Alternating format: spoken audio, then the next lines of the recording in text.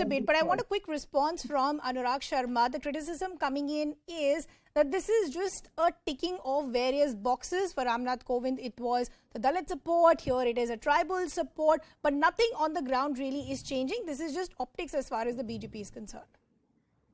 I like to dispute this. One, of course, Bengal has a completely different history. I don't want to get into that. Bengal not supporting the Adivasis or the tribals, we all know. Now, let's just go back and see the amount of houses which have been built. Most of them have been built for the SC and the ST community. I'm one of the few MPs who has an ST population in UP. We have a special chief minister scheme running for the STs. I have what are called Swarajya tribals in my area, the Adivasis. They get houses on a priority. Secondly, the JAM, the Aadhaar, mobile and linking of their ration cards, they are the ones who benefit the most. Last 70 years, what has really been done for the tribals? What the BJP has gone and done, no party has ever even attempted it.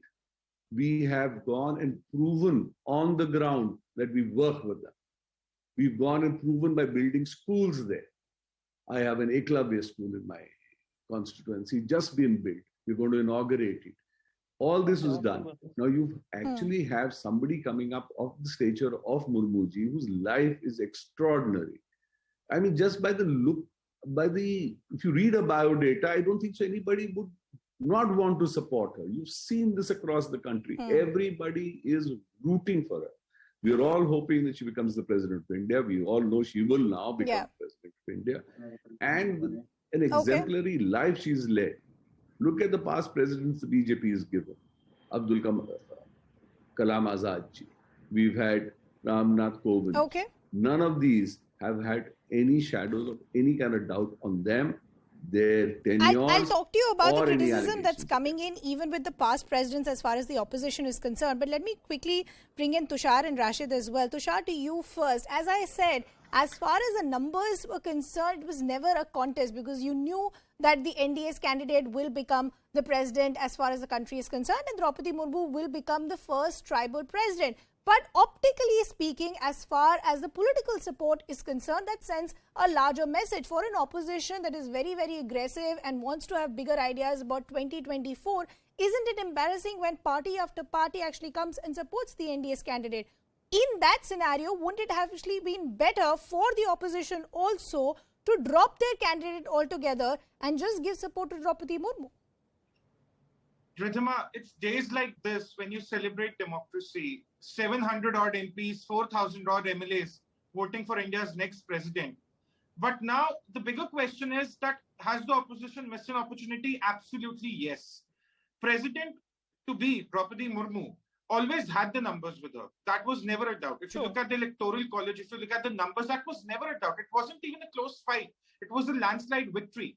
Now, the opposition says that the BJP has not acted in the spirit of cooperative federalism. They could have acquainted the opposition with the candidate. But even within the journalist circles, there were murmurs about Draupadi Murmu being the candidate for the NDA. Even in 2017, there were murmurs. So probably the opposition either could have waited out. But if they couldn't have waited out, they knew that they had been let down by 2 or 3 other people, including Farooq Abdullah, who turned out the offer to run for president. And then it came to Yashwant Singh. They could obviously have asked him to quit the presidential race, to back out of the race. And that would have sent a larger message. It's not about what party she is backed by. It's about what she represents. The first tribal president, a woman who started her career in Odisha, who has been the governor of Jharkhand. And while the opposition may worry that she'll be a rubber stamp, if you look back at her career, she's taken some tough calls as the governor during the BJP government back in 2016.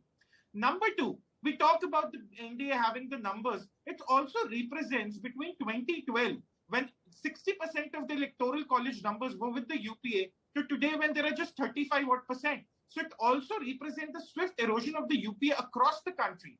And I have a hunch, Ridhima, we are just looking at the 61-62% NDA MP MLAs who will be voting for Draupadi Murmu. When the numbers finally come out on July 21, we'll realize the cross voting is far more greater than any of us would have anticipated. No, I'll talk about that cross-voting issue with Aiyshwarya in just a bit. But Rashid, where do you stand on this? Is this just about the candidature, or is this larger as far as the ideology and what that candidate represents? Because I agree partly with what Tushar is saying, that it was never about the numbers. Even if you look at the percentage, I believe the percentage for Draupadi Murmu could be somewhere around 60%, and for Yashwant Sinha close to 40%. But it's about what that candidate represents as a tribal who comes from humble backgrounds, again as a woman candidate. Should there have been better calculation as far as the opposition was concerned? Ridhima, first of all, we must understand democracy is all about numbers. Democracy is all about contest. It is not, you see, consensus in classical political science theories of democracy. It has no place there. We have had, many presidents, except with the exception of Neelam Sanjeeva Reddy, all presidential candidates to the stature of Radhakrishnan, Rajendra Prasad, APJ Kalam, all. It was not that the BJP or the Bharatiya Janata Sangh was giving walkovers to the very credible people like Radhakrishnan and Zakir Hussain and several others. So they always forced a contest, and this is a healthy thing. So this is the entire argument that is the opposition should have considered, Draupadi Murmu's credentials and given, her support is quite flawed. Okay. And it does not match the test of democracy, because you look at every MLA, every MP is, gets elected by contest. So it's all about numbers. Somebody may get 60%, somebody may get 40%, somebody may get 5%. So this is first thing we must understand. Yes, the opposition strategy was flawed. It was very tardy. We didn't see, Sonia Gandhi or Rahul Gandhi in a very active role. And when the choice of presidential candidate was there, or vice presidential candidate was there, within the UPA or the non-NDA components, we saw more proactive by Mamata Banerjee and Sharad Pawar and Sitaram Yechuri. So it's quite a telling commentary. And as you rightly pointed out, many people like JMM and Shiv Sena, they just, they were seen, if you get these old pictures, they were there at the time of, filing of nomination papers of Mr. Yashwant Sinha, but now they voted against. Yeah. So this is the kind of thing which opposition has to bear all this, as when the BJP and other political parties were in opposition, they also had to undergo all such things. And the reason that I wanted to build this before I go across to the issue of cross-voting, and Aiyshwarya, I want to bring you in here. There is no denying the fact that this becomes very, very embarrassing. Mohammad Mukim, Congress MLA from Odisha, you have Shivpal Yadav from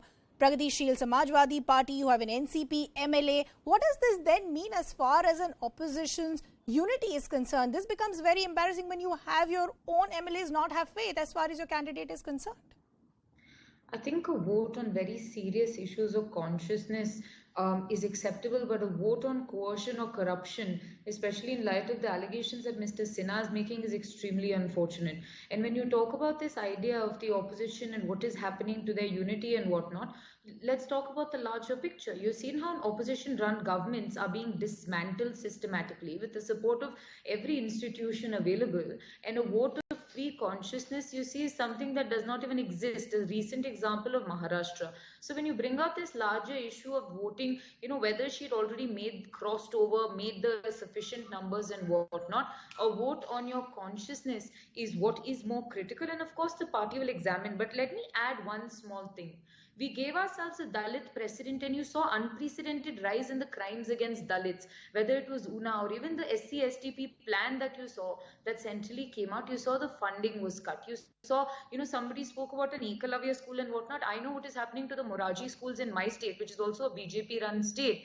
And you realize that just because you have a figurehead representing one community does not allow you to abdicate your responsibility to the entire community. You cannot say, I have made a tribal a precedent, so I will not ensure the development of all of them as a community. And I hope now that what happened to Mr. Kovind's community does not happen to Ms. Murmu's community, because just because a figurehead is there, the government can move ahead to completely, whether it's the Forest Rights Act or whether it's a dilution of their land titles, whether the fact that the tribals do not even have a right of ownership over what they have because of the amendments. You see that there is systemic problems for this community Madam represents. And we really hope the BJP will come out and be magnanimous to even address these issues rather than just making one of them. I agree with the